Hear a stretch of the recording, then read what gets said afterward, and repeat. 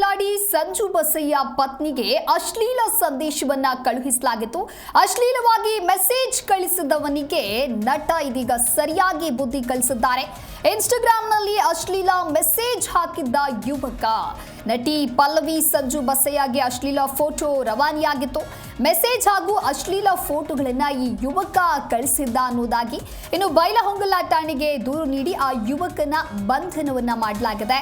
PU ಕಲಿಯುವ ಯುವಕನಿಂದ ನಟಿ ಪಲ್ಲವಿ ಸಂಜು ಬಸಯ್ಯಗೆ ಅಶ್ಲೀಲ ಸಂದೇಶವನ್ನ ಕಳುಹಿಸಲಾಗಿತ್ತು.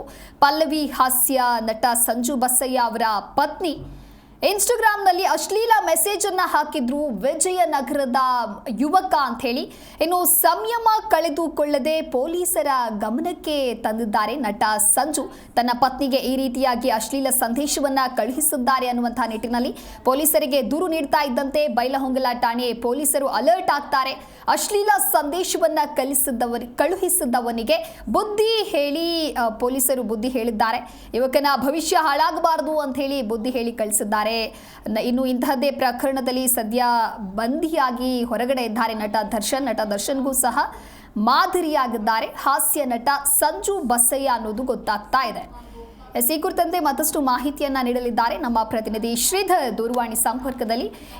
ಶ್ರೀಧರ್, ಇನ್ನು ಕಾಮಿಡಿ ಕಿಲಾಡಿ ಸಂಜು ಬಸಯ್ಯ ಪತ್ನಿಗೆ ಅಶ್ಲೀಲ ಸಂದೇಶವನ್ನ ಕಳುಹಿಸಲಾಗಿತ್ತು.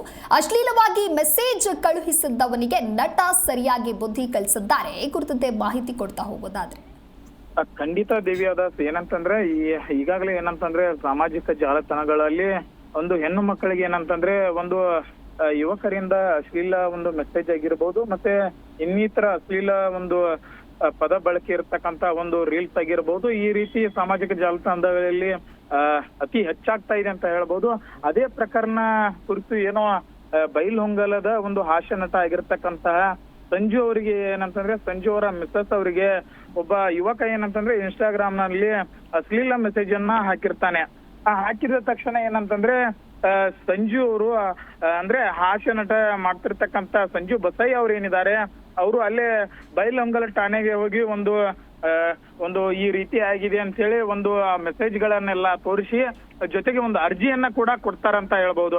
ಯಾಕಂದ್ರೆ ನನ್ನ ಒಂದು ಧರ್ಮ ಪತ್ನಿಗೆ ಈ ರೀತಿ ಅಶ್ಲೀಲ ಪದದಿಂದ ಮೆಸೇಜ್ ಕೂಡ ಹಾಕ್ತಾ ಇದ್ದಾನೆ, ಮತ್ತೆ ಈ ರೀತಿ ಒಂದು ಅಶ್ಲೀಲ ವಿಡಿಯೋನು ಕೂಡ ಸೆಂಡ್ ಮಾಡ್ತಾ ಇದ್ದಾನೆ ಅಂತ ಹೇಳಿ ಒಂದು ಅಲ್ಲಿ ಹೋಗಿ ಒಂದು ಅಂದ್ರೆ ಅರ್ಜಿ ಮುಖಾಂತರ ಒಂದು ಕೇಸನ್ನ ಕೊಡ್ತಾರಂತ ಹೇಳ್ಬೋದು. ಜೊತೆಗೆ ಏನು ಅಲ್ಲಿ ಈ ಸಂಜು ಬಸಯ್ಯ ಅವ್ರು ಏನಂತಂದ್ರೆ ಆ ಯುವಕ ಯಾರು ಏನು ಅಂತ ಹೇಳಿ ಒಂದು ತಿಳಿದುಕೊಂಡ ಮೇಲೆ ಏನು ಅವನನ್ನ ಸ್ಟೇಷನ್ಗೆ ಕರೆಸ್ತಾರೆ. ಸ್ಟೇಷನ್ಗೆ ಕರೆಸಿದ ನಂತರ ಏನೋ ಒಂದು ಅವನಿಗೆ ಒಂದು ತಿಳುವಳಿಯನ್ನ ಹೇಳ್ತಾರ ಅಂತ ಹೇಳ್ಬಹುದು. ಯಾಕಂತಂದ್ರೆ ಧರ್ಮ ಪತ್ನಿಗೆ ಒಂದು ಅಶ್ಲೀಲ ಪದವನ್ನ ಅವನು ಮೆಸೇಜ್ ಮಾಡಿದ ಅಂತ ಹೇಳಿ ಅವನ ಮೇಲೆ ಕೋಪಗೊಂಡು ಅವನ ಮೇಲೆ ಯಾವುದೇ ತರಹದ ಒಂದು ಕೇಸನ್ನ ಕೂಡ ಆವೇಶದಲ್ಲಿ ದಾಖಲು ಮಾಡಲಿಲ್ಲ ಇವರು. ಯಾಕಂತಂದ್ರೆ ಸ್ವಲ್ಪ ಇವರು ಶಾಂತವಾಗಿ ಒಂದು ವಿಚಾರಣೆಯನ್ನ ಮಾಡಿ ಅವನ ಮೇಲೆ ಯಾವುದೇ ರೀತಿಯಾಗಿ ನಾನು ಕೇಸ್ ಮಾಡಿದ್ರೆ ಅವನ ಭವಿಷ್ಯ ಹಾಳಾಗುತ್ತೆ ಅಂತ ಹೇಳಿ ಒಂದು ತಿಳುವಳಿಕೆಯಿಂದ ಅವನಿಗೆ ತಿಳಿ ಹೇಳಿರುವ ಕೆಲಸ ನಡೆದಿರ್ತಕ್ಕಂಥದ್ದು ಅಂತ ಹೇಳ್ಬೋದು ದಿವ್ಯಾದ. ಓಕೆ, ಥ್ಯಾಂಕ್ ಯು ಶ್ರೀಧರ್ ನಿಮ್ಮೆಲ್ಲ ಮಾಹಿತಿಗಾಗಿ.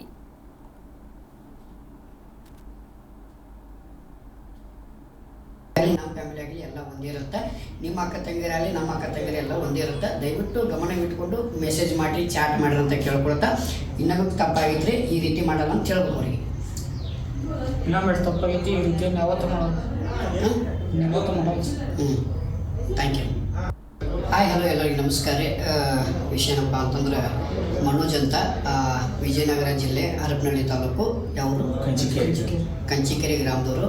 ಇವರು ನನ್ನ ಧರ್ಮ ಪತ್ನಿ ಅಂದರೆ ಪಲ್ಲವಿ ಅವರಿಗೆ ಇನ್ಸ್ಟಾಗ್ರಾಮಲ್ಲಿ ಸುಮಾರು 3-4 ದಿವಸದ ಹಿಂದೆ ಒಂದು ಅಶ್ಲೀಲವಾಗಿ ಫೋಟೋಸು ಮೆಸೇಜು ಪರ್ಸ್ನಲ್ ಐಡಿಗೆ ಇವರು ಹಾಕಿರುತ್ತಾರೆ.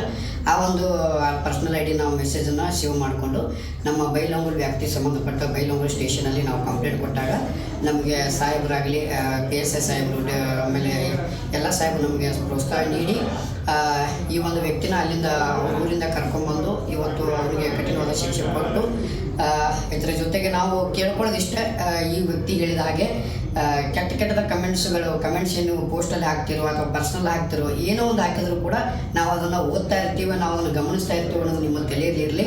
ಯಾಕಪ್ಪ ಅಂತಂದ್ರೆ ಬಿಟ್ಟಾರ ಪಾಡಪ್ಪ ಅಂತೇಳಿ ಕೆಟ್ಟ ಕಮೆಂಟ್ಸ್ಗಳು ನೋಡಿದವರು ಬಿಟ್ಟಾರ್ಗಳು ಅದನ್ನೇ ತಲೆ ಕೆಡಿಸ್ಕೊಳ್ಳಲ್ಲ ಅಂತ ನೀವು ಕಂಟಿನ್ಯೂಸ್ ಆಗಿ ಅದನ್ನೇ ಮಾಡ್ತಾ ಇದ್ರೆ ಇವ್ರಿಗೆ ಆದ ಶಿಕ್ಷೆ ನಿಮಗೆ ಖಂಡಿತವಾಗ್ಲೂ ನಾವು ಮುಂದಿನ ದಿನಮಾನಗಳಲ್ಲಿ ಮಾಡ್ತೀವಿ.